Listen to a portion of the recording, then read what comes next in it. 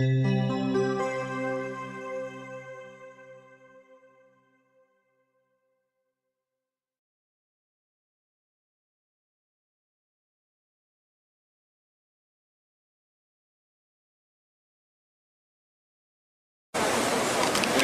é a 18ª mensagem sobre o tema conflitos da vida.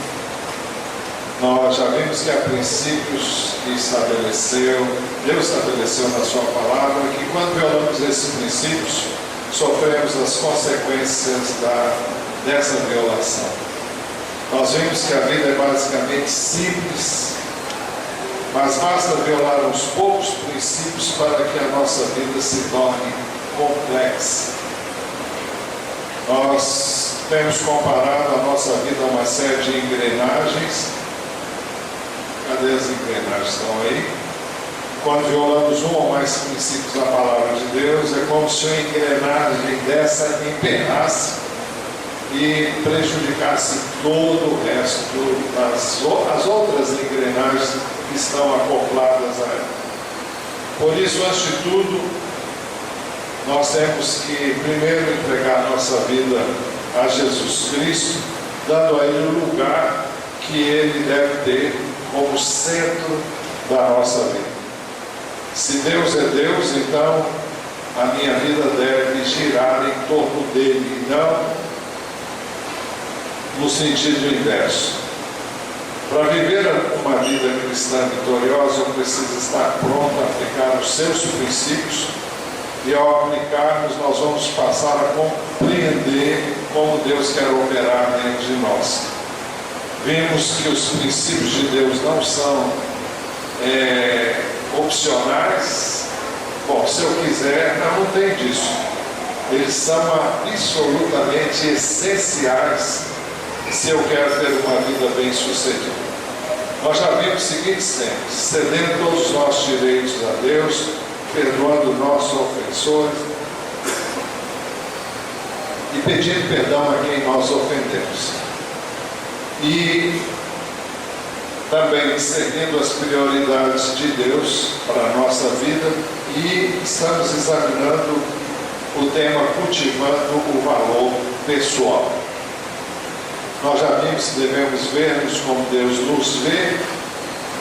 No domingo passado falamos sobre o Salmo 139, onde Davi diz assim a partir do verso 14 até o 17: graças te dou, visto que por modo assombrosamente maravilhoso me formaste.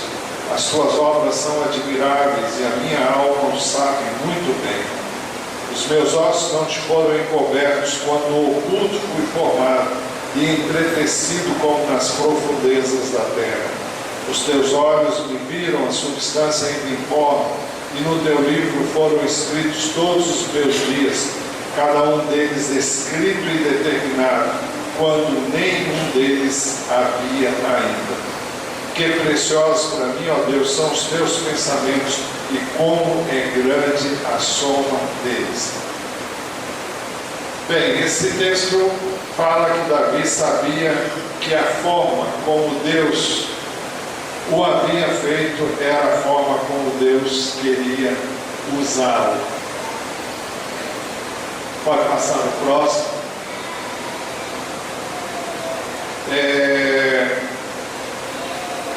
No verso 14 ele diz: graças te dou, visto que por modo assombrosamente maravilhoso me formaste, as tuas obras são admiráveis e a minha alma sabe muito bem. Davi tinha um bom conceito acerca dele mesmo, e ele não estava muito preocupado com o que as outras pessoas pensavam acerca dele. Ele sabia que Deus o havia feito de uma maneira diferente de todas as demais pessoas, porque cada um de nós é feito assim, de modo diferente de qualquer outra pessoa nesse mundo. Não existem duas pessoas iguais. Não existem duas impressões digitais idênticas, cada uma é diferente da outra. E quando nós tomamos consciência de que Deus nos fez como Ele quer nos usar, quando reconhecemos a maneira como Deus fez cada um de nós e reconhecemos que Deus está pronto a nos capacitar para fazermos a obra para a qual Ele nos tem chamado.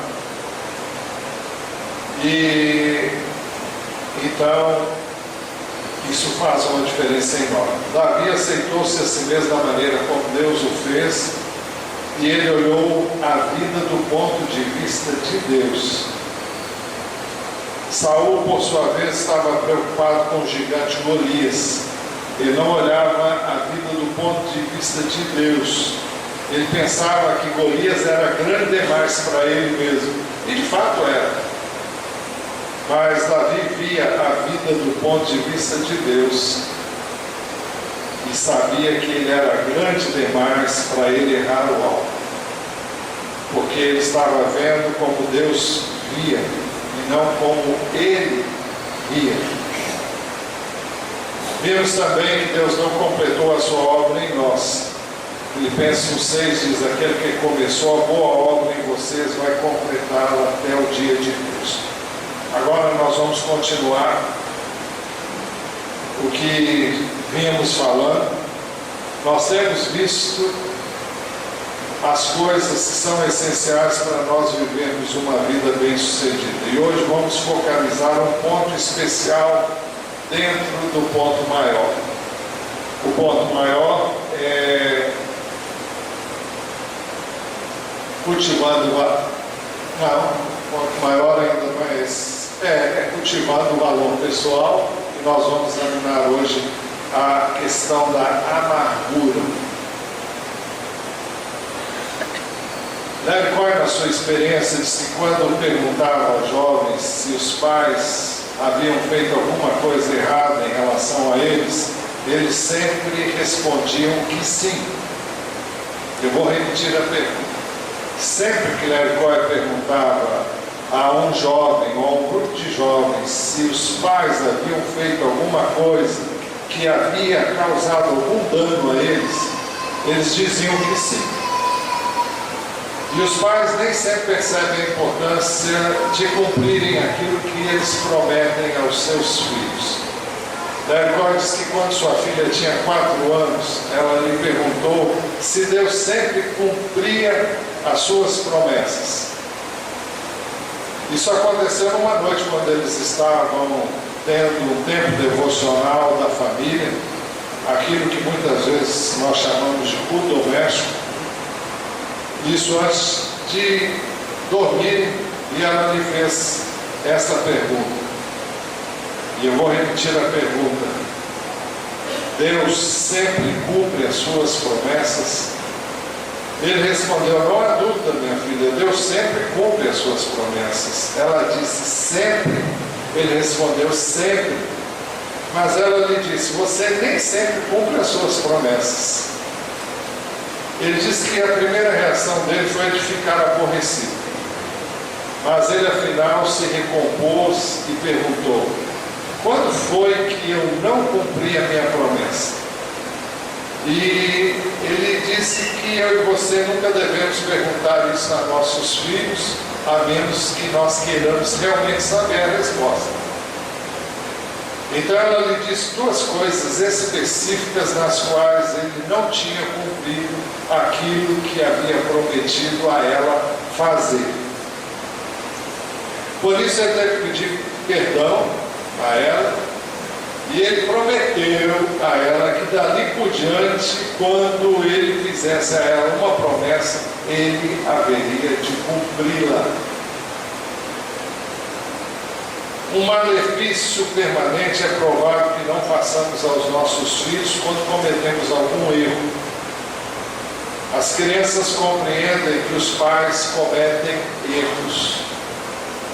Mas a única coisa que pode prejudicar a criança é quando elas descobrem que os pais estão errados e não querem corrigir os seus erros. Eu vou repetir. A única coisa que pode prejudicar uma criança é quando ela percebe, ela descobre que os pais estão errados e eles não querem corrigir os seus erros. As duas maiores acusações que os adolescentes fazem em relação ao seu pai são: meu pai não está pronto a admitir abertamente que está errado. Segundo, meu pai sempre fica irritado quando as coisas não são feitas como ele quer. Ele conta que em uma ocasião um rapaz veio até ele dizendo ter sido muito prejudicado por seu pai. E as Escrituras dizem que o espírito ferido, quem é que pode suportá-lo? Há duas coisas que devemos compreender quanto a um espírito ferido. Eu posso ficar ferido em meu espírito, e quando estamos falando de espírito ferido, estamos falando de alma ferida, porque o termo é usado no Velho Testamento, e esse termo é usado intercambiavelmente com o termo alma e outros termos que falam da nossa intimidade. Na compreensão do Novo Testamento, não poderíamos falar de uma pessoa ferida no espírito, mas uma pessoa ferida na alma. Mas eu posso ficar ferido em meu espírito, na minha alma, para usar um termo do Novo Testamento, porque alguém me fez mal. Por causa disso, eu posso reagir e ficar amargurado. Por outro lado, posso ficar amargurado por pensar que a outra pessoa feriu-me propositadamente, intencionalmente. Quantas vezes você pensa que alguém lhe feriu de propósito, e mais tarde, ao falar com aquela pessoa, você descobre que ela nem ao menos pensou em fazer aquilo que ela supõe que você fez? Quantas vezes você vai conversar com a pessoa e você descobre que ela não teve a mínima intenção de dizer o que você supôs que ela disse quando falou o que falou e que feriu você? Por isso, a amargura é um pecado dentro de nós. E é claro que, como todo pecado, afeta a nossa vida e afeta a nossa relação com Deus. Hoje queremos ver como uma pessoa com a alma ferida pode ficar desanimada da vida. Vamos ver o que acontece com o jovem quando ele se sente ferido por seus pais e como ele reage externamente. Vamos ver também o que acontece com os pais em relação ao problema. A Bíblia pergunta: quem pode suportar uma pessoa ferida na sua alma? Provérbios 18:14 diz assim: o espírito abatido, o espírito ferido, quem o suportará?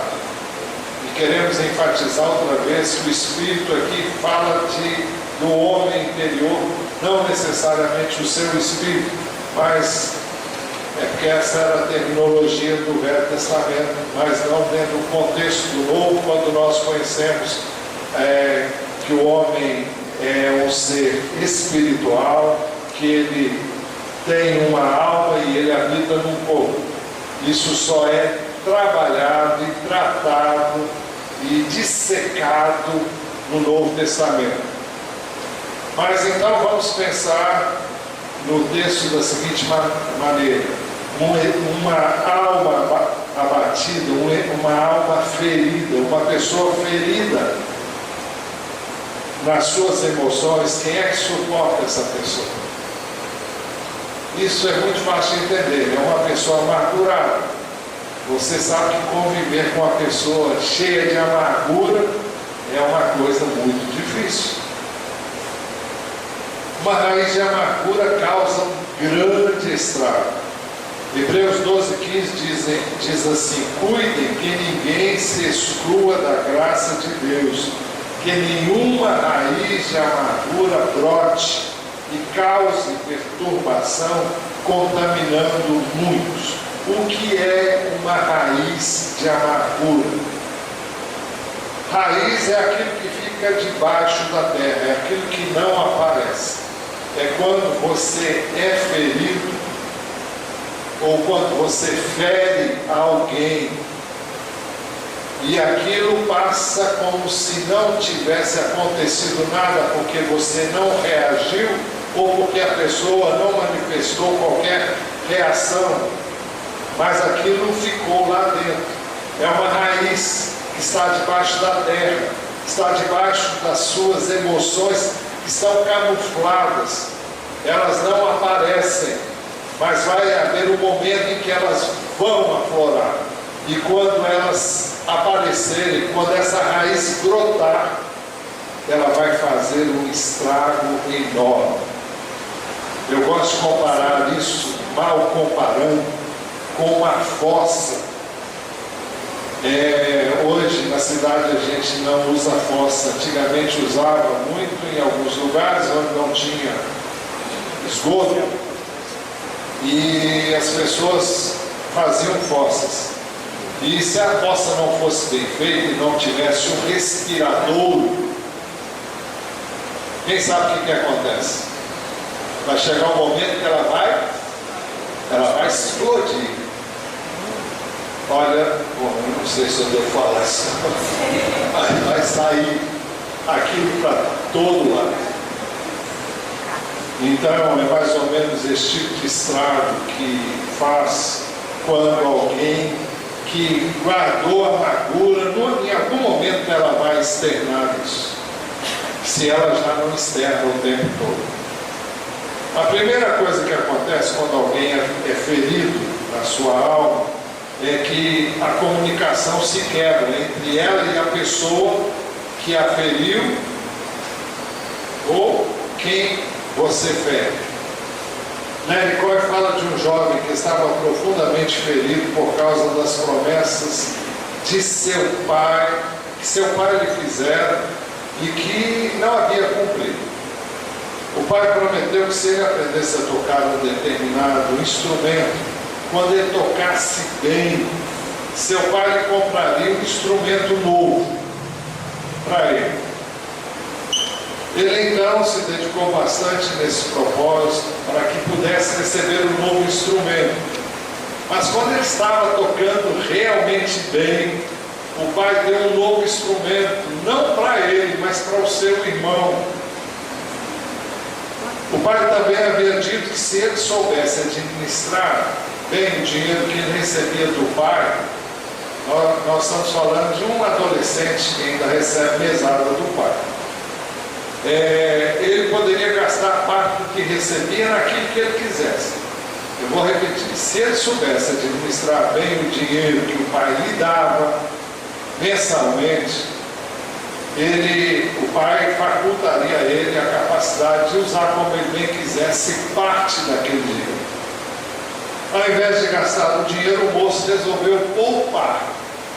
Então, ele resolveu que não ia comprar o que ele queria, isso, aquilo, ele guardou o dinheiro e foi acumulando dinheiro, e ele conseguiu juntar bastante dinheiro para comprar o que ele queria, que era uma bicicleta.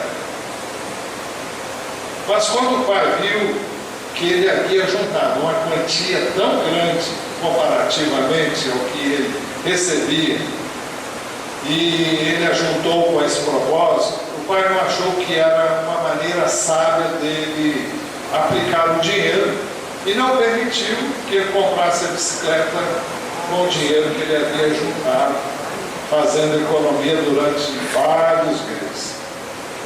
Alguns meses mais tarde, seu irmão mais velho, a quem ele admirava e com quem tinha um relacionamento bom, morreu de câncer.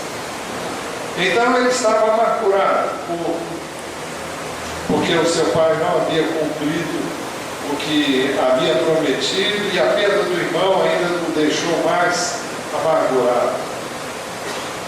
O que acontece quando alguém faz alguma coisa errada para conosco é que então a primeira coisa que acontece é que uma barreira se interpõe entre nós e esta pessoa. Quando alguém fere você, Se você não conversar com essa pessoa sobre o que ela fez com você, e às vezes até conversando, normalmente forma uma barreira, cria uma barreira no relacionamento. A mesma coisa acontece no casamento, quando o outro cônjuge de alguma maneira nos ofende. Imediatamente se forma uma barreira na relação. O que acontece com o jovem é que quando essa barreira se ergue, então os pais acham que é uma coisa passageira, sem muita importância. O filho fica calado, fica na sua, não quer conversar, e ele acha que está tudo, faz parte. Adolescente é assim mesmo, ele vai crescer, ele vai amadurecer, e que ele precisa desenvolver através das dificuldades. Naturalmente isso é verdade, na maior parte das vezes, mas se há uma ferida profunda, o jovem não consegue esquecer-se daquilo. Então, quando essa barreira se levanta, então o jovem começa a reter suas afeições.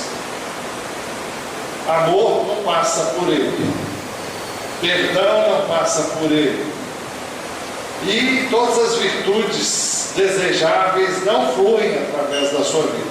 Ele está amargurado, ele está ressentido, e o pecado está instalado nele, porque foi ferido, mas ele também tem responsabilidade sobre isso. Então a amargura afeta as afeições naturais do jovem. Segundo Timóteo 3, 2 a 4a dizem assim: os homens serão egoístas, avarentos, presunçosos, arrogantes, blasfemos, desobedientes aos pais, ingratos, ímpios, sem amor pela família, irreconciliáveis, caluniadores, sem domínio próprio, cruéis, inimigos do bem, traidores, precipitados, soberbos. Tudo isso vai se aplicar e pode se aplicar.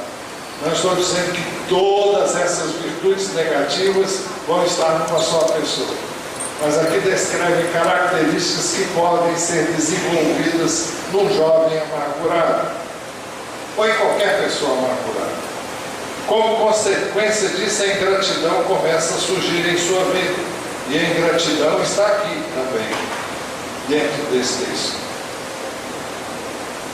Um dos sintomas da falta de afeição é a preguiça.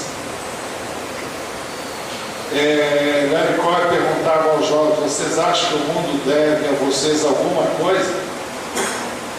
Então eles respondiam que sim. Isso simplesmente revela que uma amargura crescente está se desenvolvendo dentro deles. Problemas que não foram resolvidos, não foram tratados, resultantes de uma ferida que o pai ou a mãe causaram neles, talvez sem até perceber.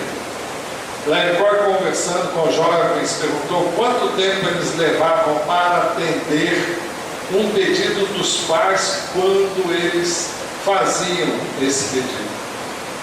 E ele descobriu que eles dizem assim: por que é que eu tenho que fazer isso? Alguma outra pessoa não pode fazer? Porque eu é que tenho que fazer tudo. Você já ouviu isso alguma vez? Com certeza, se você não falou isso, você já tem visto isso dentro da sua casa.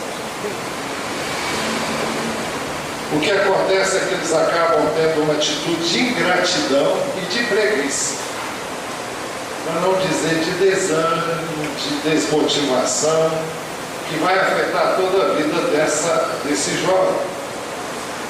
Então os pais, percebendo isso, procuram equilibrar a situação com atos de generosidade. E a razão para os pais equilibrarem as ordens com generosidade é porque eles sentem que há culpa em sua vida. Muitas vezes eles não sabem até o que é, mas eles percebem que talvez tenham errado de alguma forma, e porque eles não sabem o que fizeram, não perceberam o que fizeram. Isso quando não sabem, né? Porque às vezes sabem e não quer consertar. Os pais muitas vezes não percebem que tem feito alguma coisa errada em relação ao filho, mas eles notam que houve uma mudança na vida do filho. E que o filho não é mais aquele que era há algum tempo atrás. Então, porque eles têm receio de que, se forem muito enérgicos, o filho irá se rebelar, então eles tendem a ser generosos com seus filhos. Os pais começam também a comparar as dificuldades que eles tiveram quando eram jovens com as dificuldades que o filho enfrenta hoje. E quando os pais começam a dizer: no meu tempo eu enfrentava dificuldades muito maiores que a que você enfrenta hoje. Hoje isso aí é fácil para você. Você não sabe o que eu passei na minha adolescência. O que acontece é que quando os pais agem dessa maneira, o jovem rejeita dentro de si a autoridade dos pais. Isso transparece pela teimosia deles. E a rebeldia é um pecado grave aos olhos de Deus.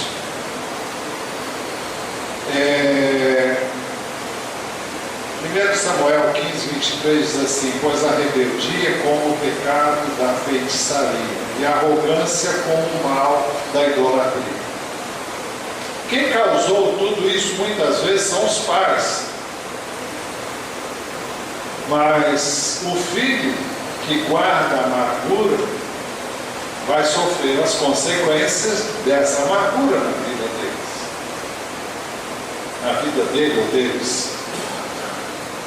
E a Bíblia diz, é muito clara, que toda rebeldia, toda teimosia, toda desobediência, toda atitude de preguiça resultante da desmotivação que o jovem, o adolescente tem para reagir positivamente a qualquer ordem, a qualquer orientação do pai, motivado por essa amargura, vai trazer resultados funestos, ruins para a vida dele. Porque Deus vê a rebeldia como o pecado de feitiçaria. Ou seja, é um dos pecados mais graves na Bíblia. Como também é o pecado da idolatria. E nós não temos visto com a devida seriedade a maneira como Deus vê a rebeldia. No Velho Testamento, quando o filho era rebelde, ele era apedrejado. Deuteronômio 21, 18 a 21 diz assim: se um homem tiver um filho obstinado e rebelde, que não obedece ao seu pai nem à sua mãe, e não os escuta quando o disciplinam, e o pai e a mãe o levarão aos líderes da sua comunidade, à porta da cidade, e dirão aos líderes: esse nosso filho é obstinado e rebelde, não nos obedece, é devasso e vive bêbado. Então todos os homens da cidade o apedrejarão até a morte. Eliminem o mal do meio de vocês. Todo Israel saberá disso e temerá. Os irmãos veem como a coisa era séria. E é séria ainda hoje. Hoje ninguém apedreja ninguém por causa disso. Mas era assim que as coisas eram tratadas. Isso mostra como Deus vê o pecado da rebeldia. Por isso era tão importante que o pai separasse tempo para estar com seu filho, para prepará-lo, para educá-lo, para ensiná-lo a viver e ser bem-sucedido. Então, quando acontecem fatos como o que nós estamos narrando, a rebeldia começa a se revelar. Quando há amargura, a rebeldia começa a se revelar. Então os pais começam a dizer o que nós acabamos de dizer há pouco, que os filhos têm uma situação muito privilegiada em relação àquela que eles tiveram quando tinham a idade deles. Isso só faz aumentar ainda mais a barreira entre eles. Quando os pais acham que que a situação do filho não pode nem se comparar com a que eles viveram, então os filhos vão se sentir ainda mais distantes da realidade do pai. Então ele não vai me entender, porque como é que ele vai entender o que eu estou vivendo? Se ele pensa dessa maneira. Jericó conta que sua mãe lhe dizia que ela caminhava 3 a 4 quilômetros sobre a neve espessa para chegar até a escola. A mãe dele também dizia essas coisas para ele. E ele disse que havia se esquecido de que ela era bem baixinha. E por isso ele não achava, por ter esquecido disso, ele não achava que era muito difícil para ela andar na neve. A gente não tem noção disso, né? Mas ele está falando de alguém que enfia o pé na neve, atola, para dar o próximo passo, é como se fosse atolado na lama, só que ali é na neve, né? Isso implica em gastar muito tempo, muita energia para caminhar 3 a 4 quilômetros, e era a pé. Mas ele não entendia isso e ele dizia para ele: olha, eu também tive que andar 3 quilômetros para chegar à escola. Ele pensava consigo mesmo. E muitas vezes os jovens pensam que são bem superiores aos seus pais de qualquer maneira. Pensam nos seus pais como pessoas retrógradas, pessoas antiquadas, pessoas que viveram no século passado, e eu pelo menos vivi boa parte da minha vida no século passado, e quase todo mundo aqui viveu, né? Porque somos só 14 anos depois desse século, mas então acham-se superiores. E muitas coisas eles são mesmos. Em termos de tecnologia, então, a criança hoje já lida com tecnologia e os mais velhos ficam boiando sem conseguir entender bolufas, e a criança vai lá e resolve coisas que o mais velho, que não está acostumado, não está muito à vontade, não consegue resolver. Então, isso faz com que essa distância exista de fato. Por isso as dificuldades que a mãe, e quando ele menciona a mãe é porque ele não teve pai, e ele foi criado com a mãe, e a coisa que ele mais queria era ter um pai, e ansiava, mas Deus sempre supriu essa necessidade de outras formas, como nós já dissemos aqui. Mas então, as dificuldades que a mãe alegava não impressionavam muito ele.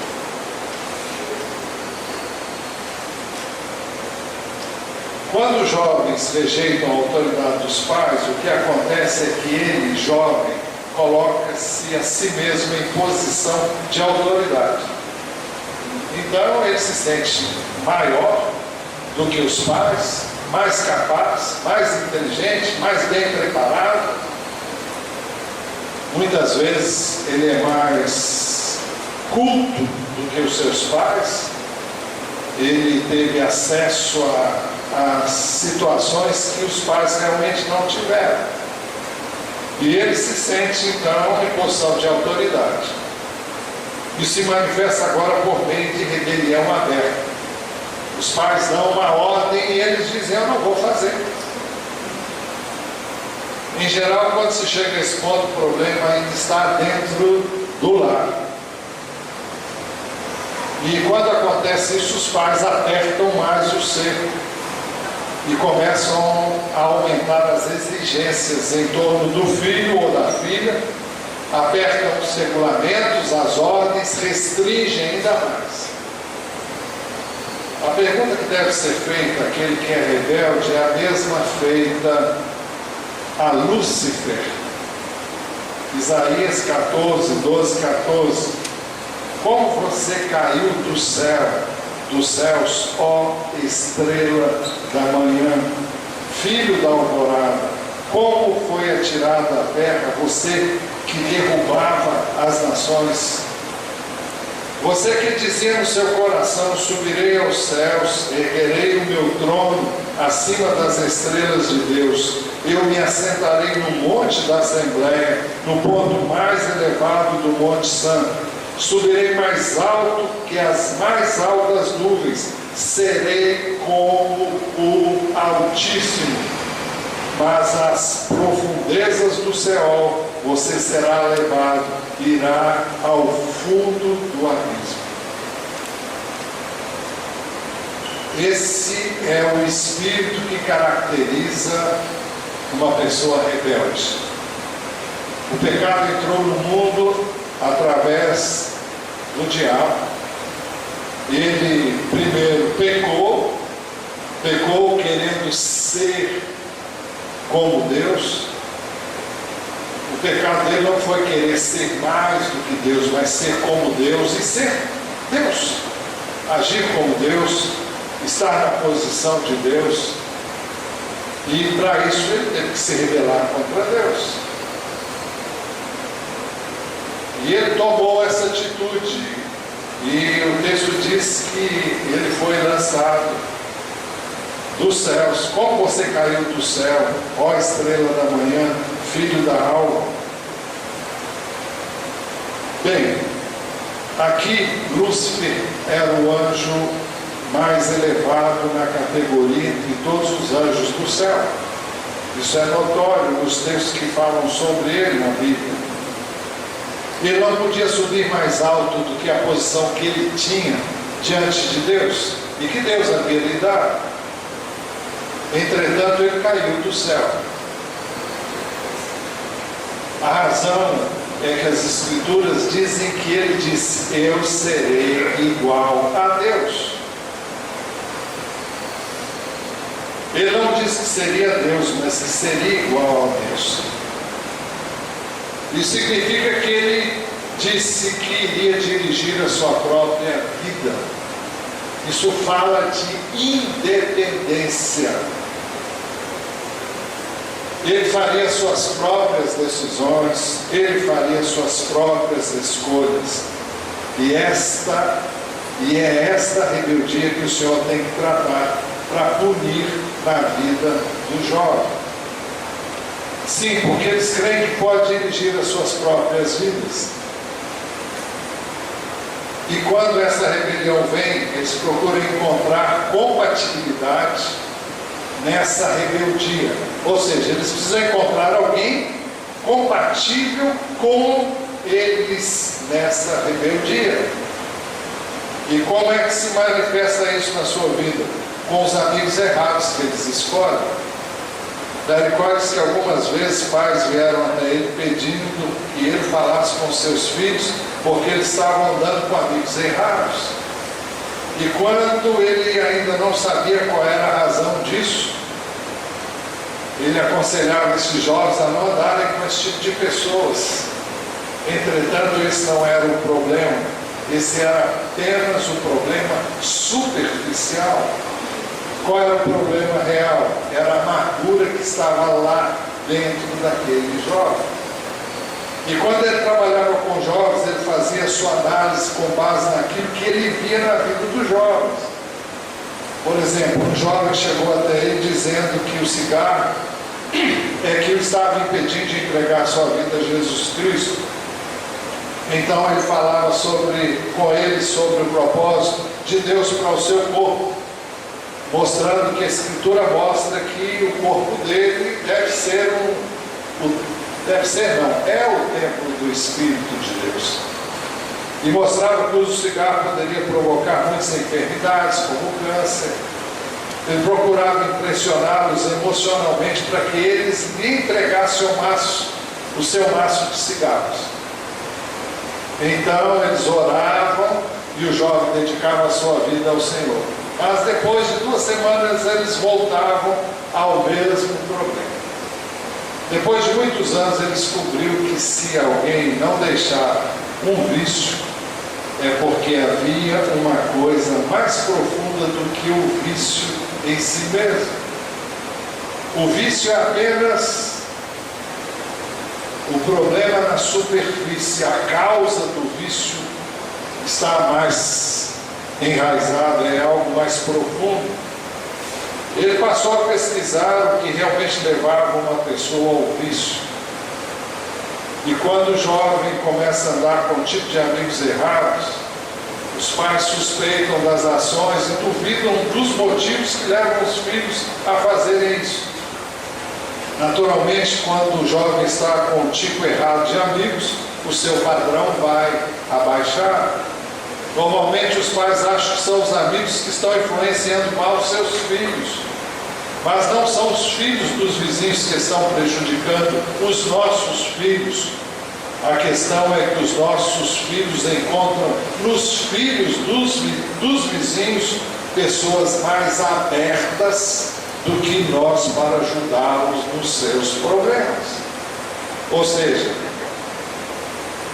se um filho nosso está vivendo um problema e ele não tem um bom diálogo com o pai, com a mãe, e o problema entre eles não foi resolvido, ele não vai contar nada daquilo que aflige para os seus pais. Ele vai buscar comunicar-se com as pessoas de fora, com os amigos que também estão vivendo o mesmo problema e com os quais eles vão se identificar. Nós encontramos na Bíblia uma descrição dos amigos errados em Filipenses 3,19. Diz assim o texto: o destino deles é a perdição, o seu Deus é o estômago, e eles têm orgulho do que é vergonhoso, só pensam nas coisas terrenas. É isso que o rebelde faz. É isso que a pessoa que está distante do Senhor faz. Então esses jovens procuram satisfazer seus desejos sensuais. Na Bíblia também temos uma lista desses desejos sensuais. Ora, as obras da carne são manifestas: imoralidade sexual, impureza e libertinagem. Aqui fala também idolatria e feitiçaria, fala em ódio, discórdia, ciúmes, ira, egoísmo e dissensões e facções, inveja. Depois entra em embriaguez, orgias e coisas semelhantes. E o texto diz: eu os advirto, como antes já os adverti, aqueles que praticam essas coisas não entrarão no reino de Deus. Essa lista mostra que tipo de problemas terão aqueles que procurarem governar e dirigir a sua própria vida. Todas as vezes que nos rebelamos contra a autoridade, e no caso a autoridade dos pais, nós vamos nos deparar com problemas resultantes dessa rebeldia. E quando essa sensualidade começa a se tornar um problema real, eles se tornam muito sensíveis e eles perguntam: que mal faz a gente praticar isso? E o que acontece com os pais é que eles começam a comparar a moral dessa geração com a geração deles. É aquela velha história: no meu tempo não era assim.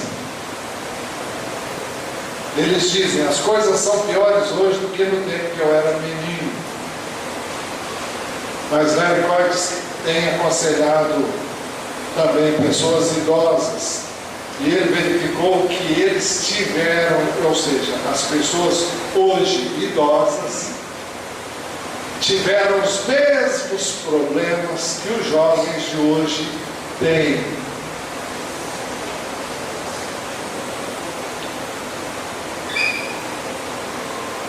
Antigamente, talvez a coisa pudesse ficar mais camuflada, mais escondida.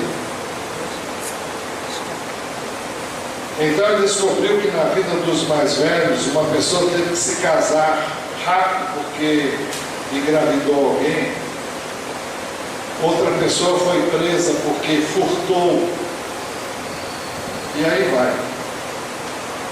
O que faz parecer que os problemas de hoje são maiores é porque a população é maior e as notícias alcançam o mundo inteiro assim, ó, no estalar de dedos. Todo mundo está sabendo de coisas que acontecem lá no quintal da minha casa. Se a coisa é séria, vai à televisão, para lá, filma tudo e daqui a pouco todo mundo está sabendo. E o homem sem Jesus Cristo em sua vida não pode resolver os seus problemas. Larry Coy conta que houve uma reunião num lar e os jovens foram convidados para que ouvissem a respeito de Jesus Cristo e do que ele desejava fazer em suas vidas. Na primeira reunião havia 2 jovens crentes e 2 jovens não crentes. Depois da reunião, os 2 jovens crentes disseram para Larry: eles não vão voltar porque você citou muitos textos bíblicos. E ele convidou esses 2 jovens para voltarem na semana seguinte. Os 2 jovens voltaram e trouxeram mais 27 dos seus amigos para outra reunião. Tudo estava pronto para começar a reunião. Quando Larry Coy ia começar a reunião, eles disseram: espere um pouco, porque falta chegar ainda uma pessoa. Ele não sabia quem era a pessoa citada, mas veio a descobrir que era o novo líder estudantil da escola. Finalmente ele chegou e eles disseram: agora você pode começar. Então ele veio, esse líder estudantil, e sentou bem na frente, perto do quadro negro que estava ali. Então ele disse para o Larry Coy: quero que você saiba que eu não acredito em nada que você vai dizer. Eu não acredito na Bíblia. A gente pergunta: por que você veio então, né? Mas ele já foi logo dizer com quem diz: olha, não vou na sua conversa não. Larry Coy então disse: não tem importância, eu só quero demonstrar como Satanás leva as pessoas da amargura até o suicídio. E quando ele chegou exatamente nesse ponto da conversa, este líder estudantil então disse: eu não concordo com isso. Eu tenho amigos e um desses amigos foi expulso da escola ontem. E alguém que estava no fundo da sala onde eles estavam reunidos disse: isso ainda não aconteceu com você? Esse líder estudantil, falando desse líder estudantil, isso ainda não aconteceu com você porque você ainda não foi apanhado. Dizendo: olha, você também pode ser expulso. O líder estudantil então disse: vocês aí atrás, calem a boca. Larry Coy estava esperando a oportunidade de falar a esses jovens sobre Jesus Cristo. Então ele pensou: talvez seja essa a oportunidade de eu fazer. E então disse: bem. Quando ele disse bem, então esse jovem disse para o outro: lá vem ele com a conversa dele. Então Larry Coy disse: então vamos continuar. E então entrou num outro aspecto, dizendo que quando a vida de uma pessoa está cheia de sensualidade, ela tem culpa na sua vida. E quando a pessoa tem culpa, ela tem um espírito condenatório, ela se autocondena. E ela também condena outras pessoas, e ela começa a criticar as pessoas. Já dissemos porque isso acontece. Ela tem culpa e, para compensar a sua culpa, equilibrar a sua culpa, então ela culpa também outras pessoas e começa a ver defeitos nas outras, com quem diz: eu não sou legal, mas quanta gente também não é legal. Eu falho, mas quanta gente está falhando também. Então a pessoa está sempre achando defeito nas outras pessoas. E quando o jovem chega a essa situação, ele está a ponto de dizer aos seus pais o que ele pensa sobre eles. Então começam a falar a respeito das coisas que seus pais erraram. E se os pais souberem enfrentar essa situação, eles vão analisar, ao ouvirem, e buscarão descobrir onde foi que eles erraram, para poderem pedir perdão para o seu filho ou seus filhos. Mas ao invés de fazerem isso, o que normalmente os pais fazem é começar a defender-se. Quando o filho coloca o que aconteceu e como eles se viram feridos, então os pais começam a se defender.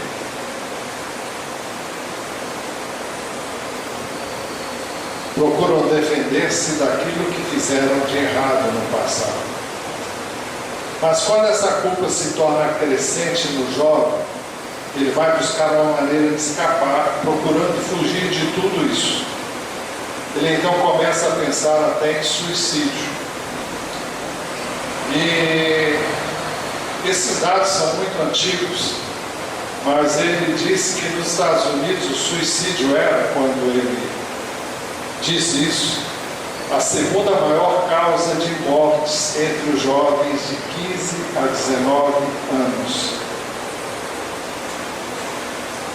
Ele diz também que o problema da nossa sociedade não é causado pela sociedade, todos nós sabemos disso. O mundo está dizendo que para melhorar o mundo é preciso melhorar a sociedade, mas Deus afirma que a maneira de mudar a sociedade é mudar o homem, é mudar o indivíduo. Não adianta mudar a sociedade. A cada eleição que nós temos no nosso país dá um desânimo, porque eu sei e eu creio que você sabe que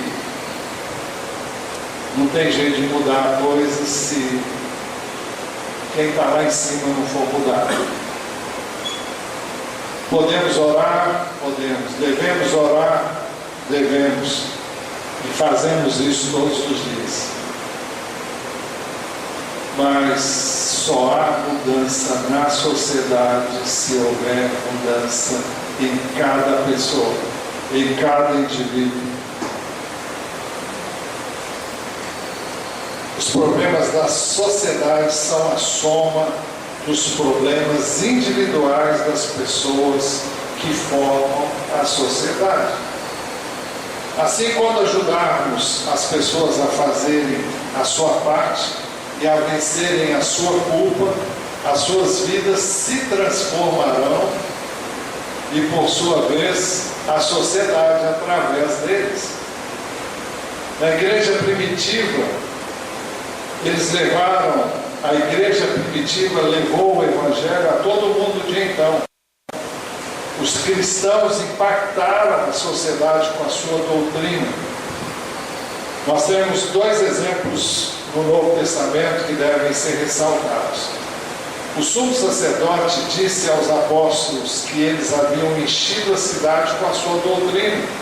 Eles disseram assim quando estavam julgando-os diante do Sinédrio: vocês encheram Jerusalém com a sua doutrina.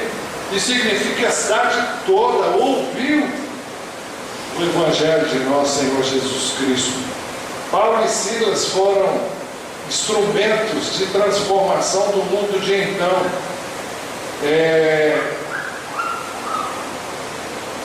Em Atos 17:6, quando eles estavam na cidade de Tessalônica, os habitantes daquela cidade disseram: esses homens que têm causado alvoroço por todo o mundo, agora chegaram aqui. A notícia do alvoroço que estava sendo causado no mundo tinha chegado em todas as partes do mundo. E eles agora estavam recebendo os Paulo e Silas. Paulo e Silas não, Paulo e... deixa eu ver aqui. É Paulo e Silas. E eles disseram, esses homens chegaram aqui. Você e eu podemos transformar o mundo, porque em Jesus nós temos a resposta que o mundo precisa. Não há nenhuma outra solução para o homem vencer a culpa. Somente através do sangue de Jesus Cristo o homem pode ter o perdão da sua culpa. O que acontece na vida do jovem é que quando ele está sozinho, ele está totalmente deprimido. Então em público ele procura agir como se nada estivesse errado. Nós não devemos pensar que quando o jovem age como se nada estivesse acontecendo de errado na vida dele, isso seja verdadeiro. Larry Boy recebeu uma carta de um amigo seu da Califórnia. É muito impactante isso. Ele então lhe disse que uma das jovens mais brilhantes do seu grupo veio para falar com ele sobre um problema. E porque ela era a melhor jovem daquele grupo, ele disse, você não tem um problema. Não há nada com você, não se preocupe. Também é muita leseira alguém ouvir e dizer uma besteira dessa. Mas você disse. E ela saiu dali desanimada. Isso acontece quando alguém subestima o problema do outro, né? 2 semanas depois ela se enforcou. Ali estava uma jovem deprimida, confusa, que não encontrou quem a compreendesse e a ajudasse na solução do seu problema. O riso pode encobrir o sofrimento. Provérbios 14:3 diz, mesmo no riso o coração pode sofrer e a alegria pode terminar em tristeza. Às vezes o riso é um riso nervoso, é um riso de alguém que não está bem, mas é ri. E o que os pais fazem? Eles cedem externamente, mas por dentro eles estão infelizes. Depois de falar isso, ele estava falando isso para esses jovens, e enquanto ainda estava com jovens ao seu redor, Larry Coy disse, eu terminei. Se vocês não têm mais nenhuma pergunta, nós vamos para casa. Então aquele jovem líder estudantil perguntou, e quando uma pessoa vai até o fundo do abismo, numa situação como esta, como é que ela pode se levantar novamente? Então Larry entendeu que Deus estava abrindo ali a porta através dessa pergunta, e ele pôde então pregar o Evangelho para aqueles jovens. Então 7 deles entregaram suas vidas a Jesus naquela noite. Por isso é tão importante que nós, como pais, procuremos acertar as coisas com os nossos filhos. Enquanto estamos falando, muitos pais podem perguntar, será que eu fiz alguma coisa errada para com os meus filhos? Por outro lado, Deus afirma em sua palavra aos jovens cujos pais erraram, que é sua responsabilidade perdoar os seus pais. Cabe a cada um de nós perguntar, será que eu tenho sido rebelde? Porque se nós temos sido rebeldes, Deus quer que nós resolvamos essa situação. Há uma grande diferença entre a culpa por eu ter feito alguma coisa errada para alguém e a amargura porque alguém fez alguma coisa errada comigo. Quando eu faço algo errado para os outros, eu tenho culpa. E quando alguém faz alguma coisa errada comigo, eu posso ter e ficar amargurado. Se a pessoa errou contra mim, eu devo pedir, eu devo perdoá-la no meu coração, especialmente se ela não tem consciência de que ela errou. Eu não vou chegar para ela e dizer, olha, você errou, e você é responsável por eu estar tão amargurado. Como? A menos que haja oportunidade para um diálogo e você então tenha condições disso. Mas se a pessoa não percebe, se a pessoa não acha que está errado, você não vai dizer que ela está errada. Você tem que perdoar ela no coração. Mas nas coisas que eu errei contra alguém, Deus quer que eu vá até essa pessoa e peça perdão. Depois, mais tarde, nós vamos ver como esse princípio se aplica na relação dos filhos com seus pais.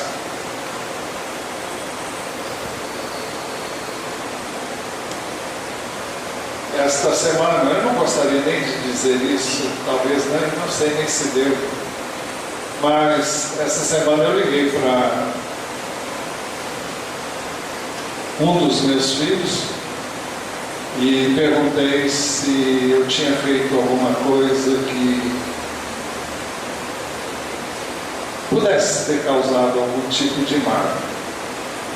E a resposta que veio foi que não havia ressentimento nem nada, mas ele disse coisas que vocês agora já descobriram.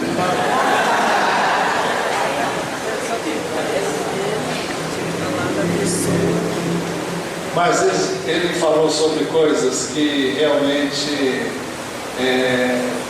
me levaram a pensar e a raciocinar. E ele se queixou que eu dei a ele e às suas irmãs uma educação muito rígida, muito vigiada, e que isso não deixou de tolhê-los, na opinião dele. E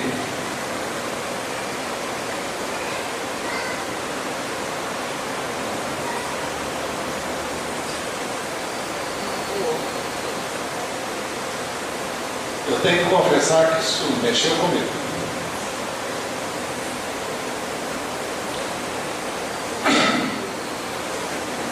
Não cheguei a pedir perdão porque ele disse que não tinha nenhum ressentimento contra isso, mas que realmente ele sentia que houve muita rigidez